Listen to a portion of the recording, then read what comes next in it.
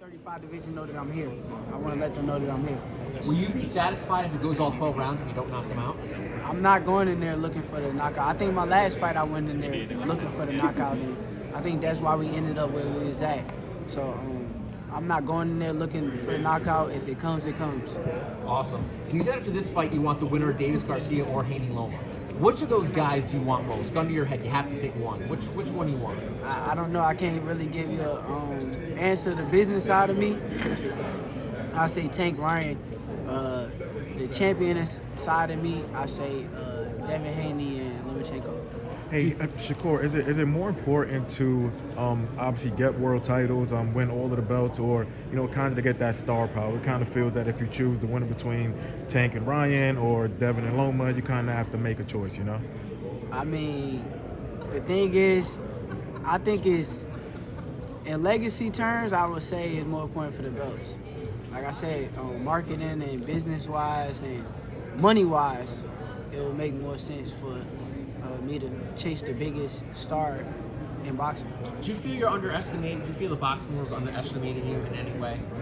Nah, because people don't want to fight me. So I don't feel that way. I feel as though they know I'm here. They just ignore me. Saquon Jones with the boxing voice. Shakur, there's a lot of casual fans who think that knocking somebody out is easy, to the point where even your opponent questions power. They question the power of Anthony Joshua.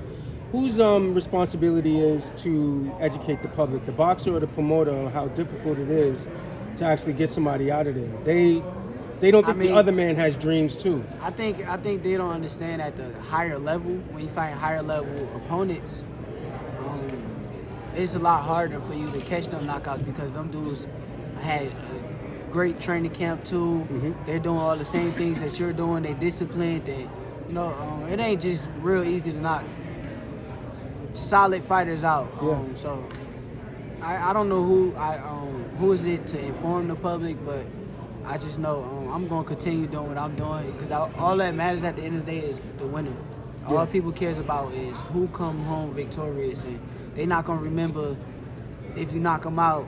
They're going to remember you won. They're going to know that you won. Let's come over here. Shakur, you are getting ready to fight another undefeated fighter on Saturday night, and you're making your debut in the lightweight division. Tell me how you've been preparing for that.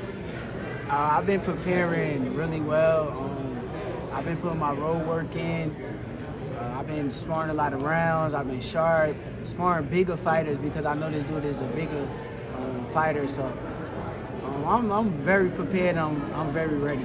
Now, there's been talks that you could possibly be fighting the winner of the Haney versus Lomachenko fight. Tell me, what are your predictions for that, and are you ready to take on the winner? I think that Devin is too big for Lomachenko. I think he's going to smoke him. But I'm ready to fight whoever. Thank you. If Ryan Garcia wins the fight against Tank Davis, would you have interest in moving up to 140 pounds to challenge him? Nah, not really. But as the years go and I grow and I get a lot bigger, probably so. But as of right now, nah, I wouldn't. Who do you want to win those fights? You said you think Haney's going to win. Who do you want to win those two fights? Devin. You want Devin Haney to win? I want Why? Devin and Tank to win. Why? Because I'm black. Shakur, real quick, you didn't give him. I'm not racist. I just rock with my people. Shakur, you didn't shake his hand. We already had a question. Let's share. After the Nakatilia fight, you apologized. You got the win, but it was because of the performance. After that, you've been performing spectacular. You've been entertaining. How important it is to be entertaining? I think it's very important. That's why they said my last fight. They're like, oh, he got hit a little bit more than he usually get hit, but I was standing in front of him making it a fight, and I was the one engaging into a fight. He was the one backing away, so that's why I probably got touched a little bit more than my last fight. But when it comes down to it, my defense is still here. Hey, Shakur, is it kind of more pressure on you because you're kind of facing a guy where everybody expecting you to win every single round, and then they're just like, all right, he's going to fight Tank or he's going to fight Haney, so nobody's really giving this guy a shot. But do you kind of look at it like that makes the guy a little bit more difficult to prepare for? Nah, I don't look at it like that because I know how to ignore y'all. I think that y'all don't know nothing about boxing. Everybody that just every single one of us though. The media is bad. I'm sorry, y'all are bad. So I ignore y'all because I know that this dude is probably a relentless fighter who's not gonna stop coming. He's probably a fighter that want to win so badly. I gotta be fully prepared for him. I can't go in there thinking what y'all thinking, because if I go in there thinking what y'all think, I would probably allow an upset to happen. So I'm not thinking that way. Shakur, you're in your prime of your career right now. What are you you looking didn't to get a chance accomplish in the to. next Y'all both talking at the same Wait, time. let me just get you. You got Go it. ahead. You didn't shake his hand when he extended his hand to you. Is there any reason why you didn't do that, or is just the competitive nature just took over at that point? I think his competitive nature took over at that point. I think that like I'm a respectful dude, and I don't got no disrespect or nothing for him, but Yeah. I just want to beat him up. So that's why you didn't shake his hand at all. I want to beat him up. That's I'm it? not trying to be friendly with him. That's not my friend. Okay. After I beat him up, we could be friends. All right. If you have Right the now, option no. between Cruz and Zapata next up, who would you choose? Either one of them. Either one of them, the dudes can't beat me. Shakur, in some of the videos at Top Rank, when you were at the gym, you said you were more focused this time, more disciplined. What made the difference? I guess the 135 division, and I think it started heating up. I think that everybody started fighting each other now, and I got to make sure that I'm on top of my game, because there's a lot of great fighters in the division. Even though I think the division was overrated because they wasn't fighting each other. But now that they fighting each other, there's a lot of great fighters, and I got to be on top of my A game. And just Shakur, let me you're ask you how your entering- weight is, because you were saying you can't wait to eat, which I can understand. I can't wait to either. But is it holding up good, or do you think you'll eventually move up? Or Nah, I'm little. I'm a little 135. I'm not moving Okay. up anytime soon.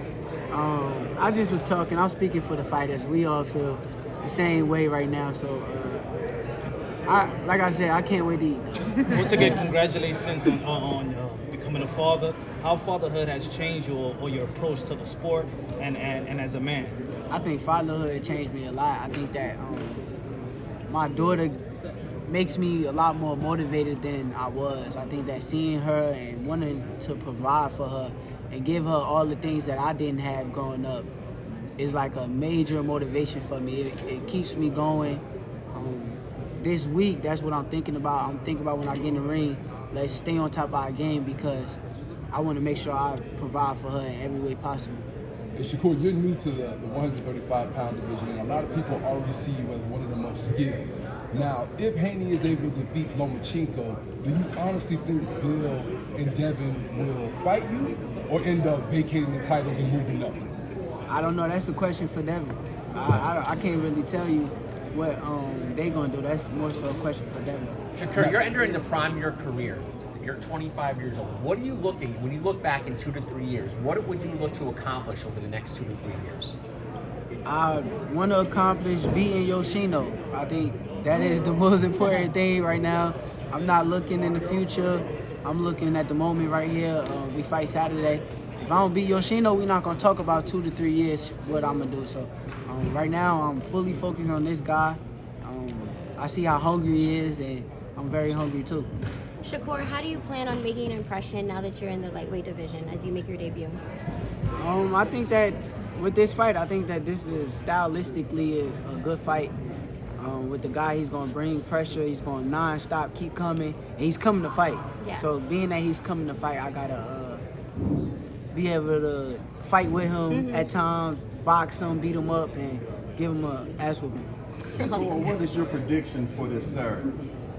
I ain't got no prediction. I'm just going to go in there and do what I've been doing, and I'm coming out victorious. That's my prediction. When I interviewed Yoshino, he keeps saying that you're not going to be able to handle his power. Like he's been saying all along. He's got all this power, all this power. What's your reaction to that? Power don't win fights. I mean, you could be the strongest fighter, but you get in there with somebody that's skilled. And then what he don't understand is he never got in a ring with me. He don't know what it feels like to get hit by me. So once he get hit by me, let's see if he's still saying the same thing. Shakur, can you let us know what Jay Prince has meant to you as an advisor? You know that you've been under him for a while. Can you speak on that? Jay Prince mean a lot to me. That's like family to me. He treat me like I'm one of his sons, and I think it's deeper than boxing with us, and I appreciate him a lot. You represent the Puerto Rican fan base as well. The Puerto Rican fan base been yearning that star power. It's been missing since Trinidad, Kodo, How you feel about representing and bringing that fan base back to where it used to where it used to be? They got their hero. They got a hero to fight to cheer for. I appreciate them, especially the ones that accept me. Honestly, I look at it like this: if they accept me, I appreciate them, and I would love to do a fight there one day and put on a show for them too.